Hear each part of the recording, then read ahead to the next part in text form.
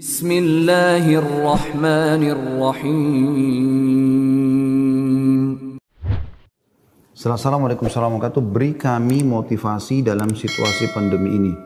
Suami tidak bisa bekerja, yang hanya kuli bangunan sana sini.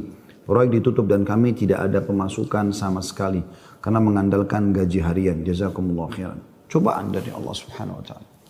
Ini cobaan. Dan bukan cuma Anda, tapi semua orang diuji. Lalu bagaimana cara kita melewati cobaan, teman-teman sekalian? Saya coba berikan beberapa kiat. Yang pertama, Anda yakin kulla yusibana illa ma kataballahu lana. Allah mengatakan dalam Al-Quran, ya, katakanlah kami tidak akan ditimpa kecuali dengan apa yang sudah Allah catatkan buat kami. Memang Allah takdirkan ada di detik ini, di waktu ini sedang ada cobaan seperti itu. Tetapi ini harus dikemas dengan ayat yang lain, yaitu inna ma'al usri yusra. Ya. Fa inna ma'al usri yusra. Sungguhnya di setiap kesulitan akan ada kemudahan, di setiap kesulitan pasti ada kemudahan. Jadi saya yakin Anda masih banyak memiliki kemudahan. Seperti misalnya Anda masih bisa bernafas, masih bisa melihat, masih bisa mendengar gitu kan. Dan Allahu a'lam, mungkin Anda juga sampai hari ini 8 hari Ramadan Anda masih bisa, ya, hidup, puasa, makan dan seterusnya. Tapi mungkin kekurangan karena pendapatan yang biasa rutin datang ini sudah nggak ada. Mungkin juga Allah Subhanahu wa taala menggerakkan beberapa hamba-hambanya yang memenuhi kebutuhan Anda. Teman-teman, coba bergantung kepada Allah Sang Pencipta. Dan jangan ragu tentang masalah itu. Bergantung kepada Allah Subhanahu wa taala. Saya ingin berbagi sebuah kisah. Menukil sebuah kisah seseorang yang sangat susah hidupnya. Dari orang-orang, kisah klasik dulu tentunya. Dia sangat susah sekali hidupnya. Dan saking susahnya sampai dia bilang, dia ceritakan dirinya, saya cuma hidup dari pendapatan harian saya. Dia bilang satu waktu saya keluar ingin mencari rezeki. Pada hari itu betul-betul tidak ada sumber rezeki. Kenapa yang saya dapat hari itu yang dipakai makan gitu. Dia bilang saya sudah keliling sana sini tidak ada makanan. Dan sampai saya tidak pulang ke rumah sampai di awal malam selepas Isya lebih. Istri sama anak saya sudah menunggu. Kemudian saya pun pulang ke rumah. Begitu pulang ke rumah, dibuka pintu, disambutlah oleh anak dan istri. Dengan harapan selain menemui saya, juga mereka berharap bisa ada makanan dan minuman seperti biasa.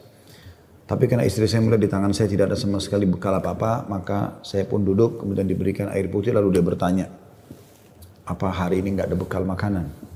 Lalu saya menjawab, sama sekali saya nggak temukan pekerjaan. Saya tidak tahu harus mencari di mana lagi. Lalu kata istrinya, lalu apakah kita harus tidur dalam kondisi kelaparan? Saya sama anak-anak betul-betul belum makan sama sekali dari pagi gitu. Maka kata dia, baik, saya istirahat sejenak, baru saya akan keluar cari rezeki lagi. Mudah-mudahan malam ini Allah berikan kepada kita. Kata istrinya, baiklah kalau gitu. Subhanallah, tanpa mengenal letih, laki-laki yang soleh ini dia keluar dari rumahnya. Dan waktu dia keluar, sudah masuk, kalau kita sekarang jam 12 malam. Zaman dulu belum ada lampu kayak kita sekarang. Mungkin di jam 10 malam aja kalau kita sekarang itu sudah, zaman dulu orang sudah tidur semua. Gelap. Maka dia pun jalan, dia tidak tahu mau kemana sambil dia berdoa kepada Allah SWT. Ya Allah, kemana langkah kakiku ini? Aku sendiri belum makan seharian, anak istriku juga belum makan. Berikanlah kami rezeki. Sambil berjalan, dia bilang mata saya tiba-tiba melihat sebuah masjid. Di sekitar rumahnya, tidak jauh dari rumahnya. Gelap, nggak ada lampu kan, zaman dulu belum ada lampu, orang pakai sumbu, pakai minyak, dinyalakan, kemudian baru terang, itu pun sangat kecil penerangannya sebagaimana kita tahu kalau pakai sumbu. Maka dia coba nyalakan api, menyala, kemudian dia wudu, dia sholat, dia tidak tahu harus buat apa lagi.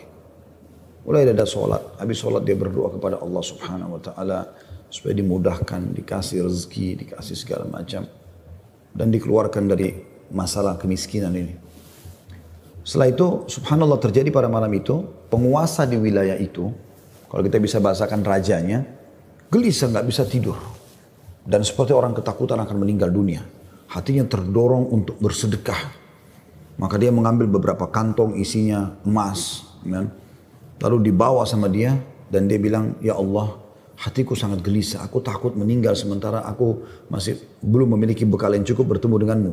Maka izinkanlah hambamu ini bersedekah di jalanmu. Dia bawa berapa banyak karung yang dia bisa bawa, karung-karung kecil, bungkusan emas semuanya. Dia naik kuda dan dia mengatakan, ya Allah, dan aku minta petunjuk kepadamu. Aku tidak akan memegang tali kekangan kudaku ini, aku biarkan jalan. Raja tidak minta dikawal oleh siapapun. Tergerak hatinya begitu. Subhanallah, dia jalan. Jalan. Subhanallah, ya, Maha Suci Allah, kisah nyata ini menjelaskan, kudanya berhenti di masjid yang ada orang soleh tadi yang susah itu. Dia juga heran, kudanya masuk di halaman masjid, diam di situ. Dia turun, apa ini rahasianya? Kenapa Allah datangkan ke masjid ini? Dia bilang, saya masuk ke masjid gelap, cuma ada satu saja sumbu lampu, ya, sumbu lilin. Kemudian saya mendengar seperti ada orang suara, ya, orang yang berbicara. Saya coba mendekati suara itu, ternyata orang yang sedang berdoa. Nah tadi orang yang miskin itu berdoa. Ya Allah, mudahkanlah rezeki, saya sudah seharian tidak makan sama anak istri saya. Berikan kami rezeki, saya tidak tahu harus kemana lagi. Saya mohon kepadamu. Dia merengek-rengek sama Allah.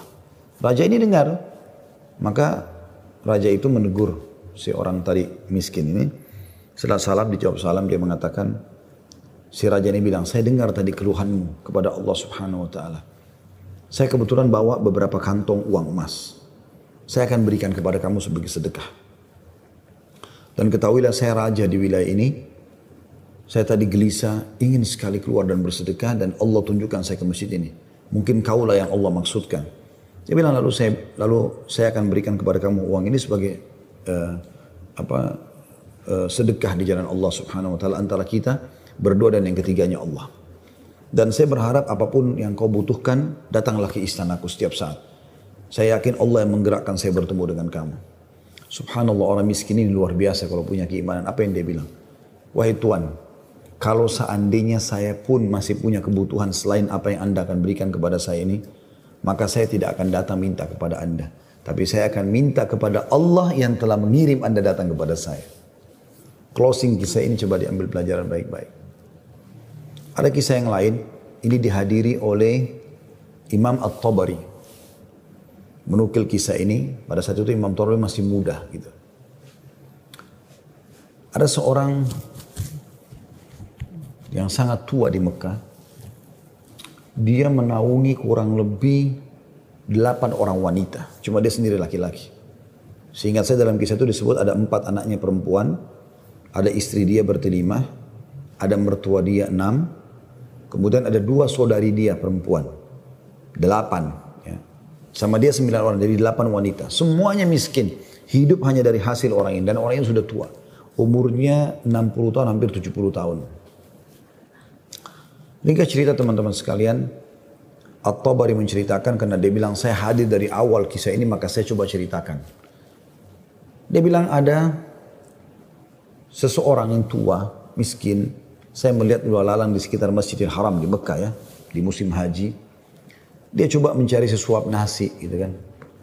Kata Imam Tabari, kemudian dia tidak temukan. Lalu dia pulang ke rumahnya. Imam Tabari tertarik untuk mengikuti orang ini. Sampai akhirnya tiba di rumahnya. Dan dia lihat keadaannya orang ini susah, miskin sekali gitu. Yang jelas, dia ditanya oleh istrinya, mirip dengan kisah tadi, apakah ada makanan buat kita hari ini? Kebetulan waktu itu awal Ramadan di Mekah.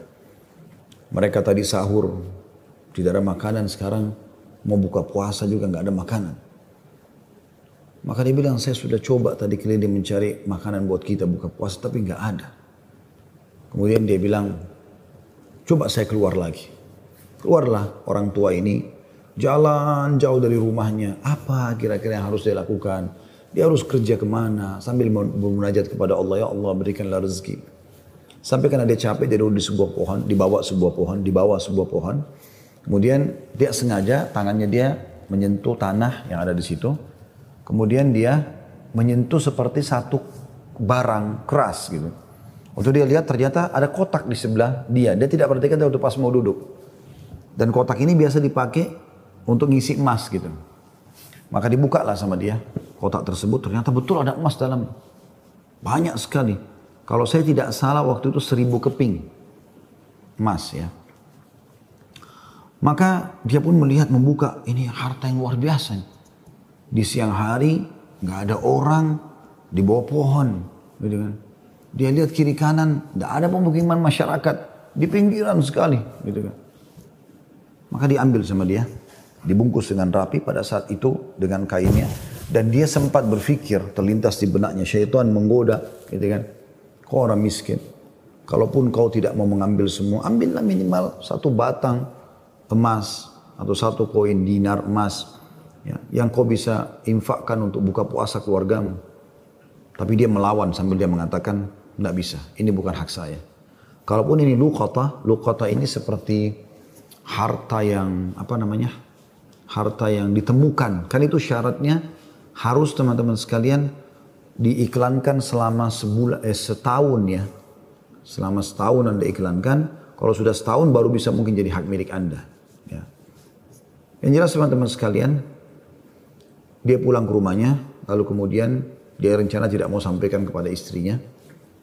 Terus istrinya rupanya karena membuka pintu melihat ada di tangannya sesuatu, maka istrinya bilang, apa kau sudah bawa bekal buat kami? Kata dia, nggak ada. Lalu kemudian dia mengatakan, tapi apa itu? Di bawah bungkusan kainmu. Dia bilang, ini bukan urusan kamu. Dia bilang, saya minta atas sama Allah, jelaskan apa itu. Karena istrinya membawa nama Allah, maka dia mengatakan, ceritanya begini tadi. Istrinya, perempuan, miskin, dengar emas gitu kan.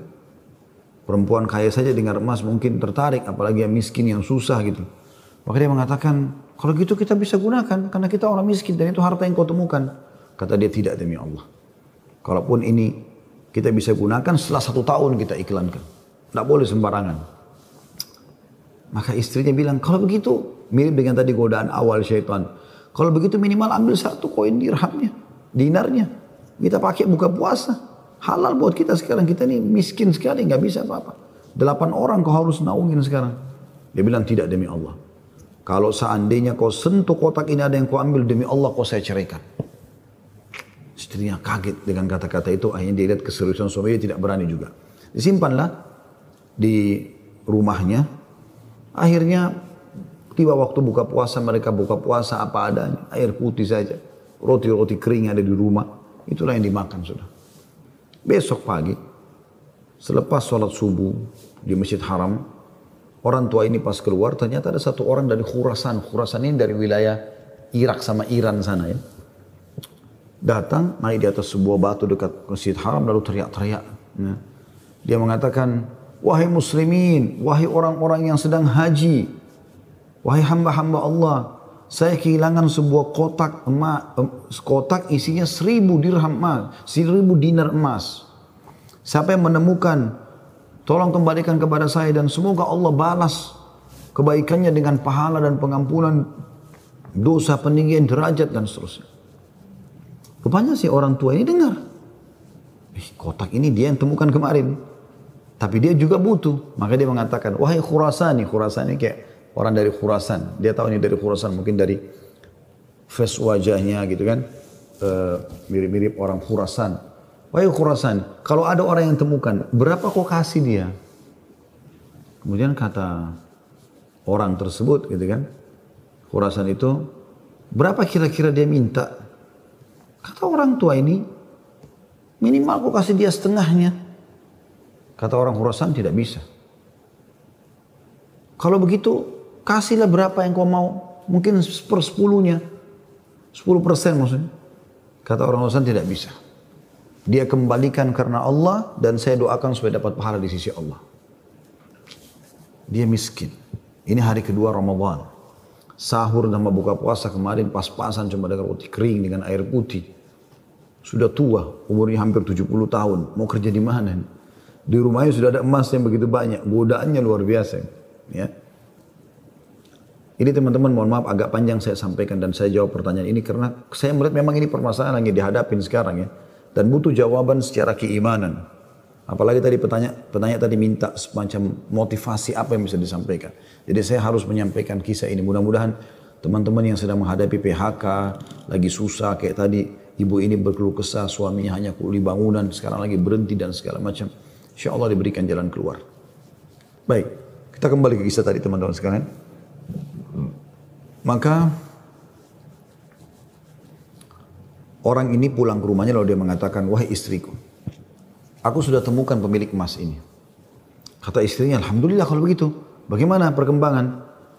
Tapi saya minta sama dia supaya dia bayar. sesuatu.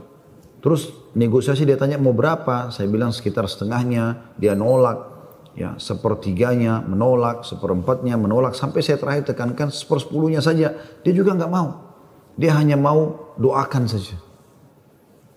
Kata istrinya, coba kau kembali ke dia, siapa tahu dia masih mau negosiasi, ya kan? Dia bilang baiklah. Dia kembali lagi, ketemu lagi sama orang tadi, gitu kan, di hari yang ketiga sekarang. Maka orang itu sama orang Khurasan naik ke atas batu yang sama dekat Masjid Haram. Wahai muslimin, wahai orang-orang yang haji, wahai hamba-hamba Allah, ada nggak menemukan peti saya isinya 100.000 dinar emas, gitu kan? Semoga Allah berikan dia kedudukan, Allah ampuni dosanya, angkat derajatnya dan seterusnya, didoakan gitu. Datang lagi orang tua ini mengatakan, wahai Khurasan, saya sudah bilang sama kau kemarin, berilah upah. Mungkin kalau kau tawarkan upah, orangnya mau mengembalikan penemunya. Kata dia, berapa paman saya kasih? Dia bilang, saya bilang kemarin 1/10. Orang sana mengatakan, enggak, saya enggak mau. Kalau begitu, berikan dia 1 saja. 1%, 1 saja. Ya, dinar itu, yang dia bisa pakai setengahnya, dia sedekahkan untuk beri makan orang-orang susah di sekitar haram. Setengahnya lagi dia pakai buat kebutuhan keluarganya. Khurasan ini, orang Khurasan ini diam lalu mengatakan, tidak demi Allah. Jadi luar biasa, dia nggak mau kasih. Pokoknya dia kembalikan utuh, ya, atau nggak usah. Dan dia berharap pahala di sisi Allah. Kalau dia minta bayaran, saya nggak mau. Orang ini kembali lagi ke rumahnya, bilang lagi sama istrinya, orang ini betul-betul tidak mau. 1 koin dinar, 1 dinar pun dia nggak mau kasih. Kata istrinya, lalu bagaimana? Kata dia, saya akan berazam sudah mau kembalikan. Semoga Allah menyelesaikan permasalahan kita. Kata Imam Tabari yang menceritakan kisah ini, dia betul-betul hadiri kisah ini. Dia tahu ini jalan ceritanya dan dia menceritakan. Lalu orang ini kembali lagi, ternyata di hari selanjutnya masih sama lagi kejadiannya. Terus kemudian kata orang tua ini karena sudah 3 hari berturut-turut dia mengatakan, wahai Khurasan, kau mau petimu? Saya tahu di mana petimu itu. Kata dia, ya baiklah, saya akan ikut. Ikutlah dia. Kata Imam Tabari, saya ikut ke rumahnya orang tua ini. Jalan. Pada saat tiba di satu rumah, ada rumah yang terbuat dindingnya dari tanah liat. Sama sekali tidak kelihatan ada layak untuk ditinggal. Tapi hanya sekedar tanah liat, mungkin kalau ada angin kencang bisa rubuh. Atapnya ditutup hanya dengan kain-kain sobek. Ya. Pintunya pun diangkat untuk dibuka gitu. Kemudian dia masuk dan dia persilahkan masuk. Saya pun izin. Saya mengatakan, maaf paman, bisa nggak saya ikut masuk? Karena dari awal saya lihat kisah ini. Maka dia mengatakan, masuklah. Dia bilang, waktu kami masuk, rumah itu nggak ada sama sekali karpetnya. Nggak ada apa-apa, kosong lompong. Cuma ada semacam sekat dan seakan-akan di belakang sekat itu ada wanita-wanita tua yang kelihatan dari penampilan mereka juga itu susah, bajunya pas-pasan gitu. Lalu kemudian orang tua ini menuju ke satu arah di rumahnya, terus digalilah tanah, dikeluarkanlah kotak tersebut. Lalu kemudian dikatakan, sayalah penemunya hartamu itu, ini. Dan saya sempat minta sama kamu agar kau berikan sebagian. Sebagaimana kau lihat ini keluarga saya, susah begini. Saya sini 9 orang di rumah kecil ini. Saya sendiri laki-laki dan umur saya sudah hampir 70 tahun. Sementara ini istri saya ada di sini juga sudah tua. Ada mertua saya, ada 2 saudari saya, ada 4 anak saya. Mereka semua miskin. Gitu kan. Maka orang Khurasan itu mengatakan, dia buka, dia periksa ternyata masih utuh 1.000. Dia mengatakan, tidak. Saya tidak akan memberikan apa-apa. Lalu kemudian dia angkat, lalu dia keluar. Saya cuma bisa doakan kamu kebaikan. Waktu dia keluar, kata Imam Tabari, semua perempuan-perempuan tadi yang tua-tua ini ada, yang memang bajunya lusuh. Seperti orang yang menggigit jari dan kaget ada orang diberikan kembali 1.000 dinar, tidak dibayar sedikit pun. Dan tokoh kita ini luar biasa, dia hanya mengatakan, Inna lillahi wa inna ilaihi raji'un. Dah, kalimat istirja, ini musibah. Ya, sudah mendapatkan apa dan dia betul-betul jujur, dia jaga, dia enggak ambil karena takut kepada Allah SWT. Dia bilang sementara itu, kata Imam Tabari bilang, saya tidak tahu mau bilang apa. Saya pun menundukkan kepala, serba salah karena waktu itu Imam Tabari masih muda dan belum punya apa-apa gitu. Dia juga mau bantu apa gitu. Dia bilang, tiba-tiba ada yang ketuk pintu. Lalu pemilik rumah ini buka, ternyata orang Khurasan tadi kembali lagi. Kata dia, ada apa wahai Khurasani? Ya, istilahkan Khurasani maksudnya nisbat kepada negeri Khurasan itu ya. Kata orang Khurasan itu, bisa saya masuk? Kata dia, baik silahkan masuk. Masuklah dia. Kemudian dia mengatakan begini ceritanya. Saya ini punya seorang ayah yang meninggalkan 3 peti emas seperti ini. Masing-masing isinya 1000 dinar emas. 1000 dinar emas. Saat dia ayah saya waktu meninggal, dia mengatakan, 1 dinar emas kamu bagikan sebagai warisan. 1 dinar emas, 1 kotak maksudnya, bukan 1 dinar ya, maksudnya 1 kotak. Berarti 1000 dinar emas kau bagikan sebagai warisan. Itu sudah banyak sekali. 1 kotak 1000 dinar emas lagi kamu gunakan untuk pergi haji kalau aku meninggal. Dan 1 kotak dinar emas lagi sepertiga hartanya maksudnya, itu kau berikan kepada 1 orang yang sangat miskin dan susah. Saya ingin supaya mereka jadi baik kehidupannya. Maka dia bilang orang Khurasan ini, itulah sebabnya wahai paman, saya tidak mau memberikan Anda 1 dirham, 1 dinar pun. Karena ini amanah orang tua saya. Tapi demi Allah, setelah saya keluar dari sini, saya tadinya memang mau menguji, mau melihat apakah Anda betul-betul susah atau tidak. Ternyata sudah saya lihat tempat Anda dan saya keluar, Anda pun tidak marah, tidak apa. Maka saya melihat Anda orang yang paling layak untuk menerima. Maka ambillah ini semua sedekah atas nama ayahku. Kata Imam Tabari, tiba-tiba orang itu taruh, kemudian dia lari, pergi. Saya berusaha mengejarnya, ingin mengucapkan terima kasih bersama pemilik rumah. Kami sudah tidak bisa melihatnya, dia sudah hilang orang itu. Kemudian saya pun dipanggil kembali oleh pemilik rumah. Duduk, kemudian dibukalah. Pada saat itu kotak itu. Lalu mulai dia panggil ke-8 wanita yang ada di rumahnya itu. Kata Imam Tabari, demi Allah dia mulai membagi kepada kami rata. Semua, satu-satu perempuan dikasih 1, dilempar. Dan diduduk seperti orang yang duduk bersila. Jadi kain baju itu, ya habis itu biasa yang kita tahu kalau kita bersila bisa ditaruh sesuatu ya. Maka mulai dia melempar dinar-dinar emas itu satu persatu. Kata Imam Tabari, ke dia juga 1, lalu dilempar ke saya juga 1. Karena jumlah kami 10, karena kan tadi mereka 9, orang ini sama 8 orang wanita sama Imam Tabari itu 10. Maka kami masing-masing mendapatkan ya 100 dinar. Kan 1000 kan? 100 dinar. 100 dinar banyak sekali udah. Gitu kan jumlahnya. Setelah selesai, lalu dia mengatakan kepada istrinya, wahai istri, bukankah ini lebih baik setelah kita sabar sedikit, Allah menjadikan semua jadi milik kita, daripada kemarin kamu ambil 1 dinar tapi haram. Kemudian dia balik kepada saya, kata Imam Tabari, dan dia mengatakan, demi Allah, baju ini yang saya pakai, dia bilang, hanya ini baju yang utuh di rumah kami. Sebagaimana kau lihat baju-baju ini semua yang dipakai oleh keluargaku, tidak ada yang layak dipakai sholat. Jadi kalau waktu sholat tiba, saya sholat dulu, kemudian saya sembunyi di satu tempat, baju ini saya buka, dipakai oleh istri saya, dipakai sholat. Habis itu dibuka, dipakai sholat oleh mertua saya, dibuka, dipakai sholat oleh saudari saya, oleh anak saya. 1 baju.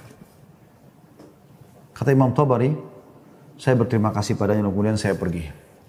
Saya menemukan harta itu sangat berkah dalam hidup saya, dia bilang.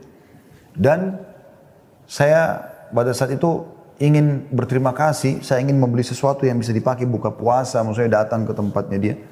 Saya temukan ternyata perempuan-perempuan yang tadinya mereka bajunya kumuh, sudah berganti baju, mereka bawa makanan-makanan, mereka buka puasa dengan light. Kemudian saya pulang, dia bilang, kata Imam Tabari.